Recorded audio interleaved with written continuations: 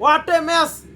হায়দ্রাবাদ রাজস্থান রয়্যালসকে 36 রানে হারিয়ে দিয়ে ফাইনালে উঠে গেল দ্বিতীয় দল হিসাবে। 2024 সালে আইপিএলে দ্বিতীয় দল হিসাবে হায়দ্রাবাদ ফাইনালে উঠে গেল, কলকাতার সাথে ফাইনাল ম্যাচ খেলবে। রাজস্থান রয়্যালসের কপাল খারাপ, বুঝছেন? তারা শুরু থেকে যেইভাবে খেললে আসছে, যেইভাবে 1 নাম্বার পজিশনে আসছিল, লাস্টের 3-4টা ম্যাচ হারার পরে তারা 1 নাম্বার পজিশন থেকে 3 নাম্বার পজিশনে আসছিল। তাদের শুরু থেকে যেরকম ছিল, এই দলটা যদি সেরকম খেলতে পারতো তারা আজকে ফাইনাল খেলতো, কিন্তু হায়দ্রাবাদ ফাইনালে উঠে গেছে।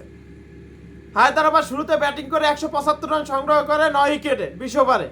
হেড আজকে রান করতে পারে নাই, 28 বলে 34 রান করছে। শর্মা করছে 5 বলে 12। তারপরে মার্কাম 1 রান করছে, শুধু রান পাইছে ক্লাসেন, তারা রান করতে পারে না। 175 রান আইপিএল, এটা কিন্তু রান না, যে কোনো দল চেস করে ম্যাচ জিততে পারে। কারণ 175 রান আইপিএলে বর্তমানে যেরকম 200+ রান নিয়ে জিতে, 250+ রান চেস করে ম্যাচ জিতে, সেই হিসাব করলে 175 রান এটা কিন্তু কোনো রান না, এটা দুধভাত আইপিএলে।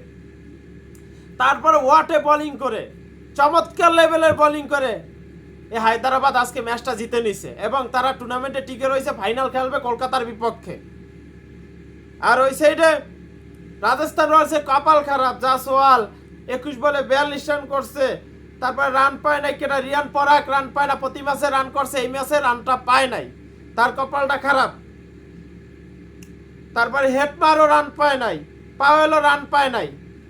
এরকম খেললে আজকে মানে রাজস্থান রয়েছে হারার কারণ হলো ওয়েস্ট ইন্ডিজের প্লেয়াররা রান পায় নাই। যদি রান পাইতো তাহলে আজকে ম্যাচটা জিততে পারতো। যাই হোক, অভিনন্দন হায়দ্রাবাদের প্লেয়ারদের, অভিনন্দন হায়দ্রাবাদের টিমকে, তারা ভালো খেলছে, ফাইনাল উঠছে। এখন ফাইনালে কলকাতার সাথে মাঠে নামবে হায়দ্রাবাদ। দেখার বিষয় কারা চ্যাম্পিয়ন হয় 2024 সালে, মানে আইপিএলের চ্যাম্পিয়ন কারা হবে আপনারা কমেন্ট বক্সে লিখে যান। আমার মনে হয় এবছর কলকাতাই চ্যাম্পিয়ন হবে, কারণ কলকাতা শুরু থেকে যেভাবে খেললে আসছে, এতে ভাবাই যায় এবছর কলকাতা চ্যাম্পিয়ন হবে।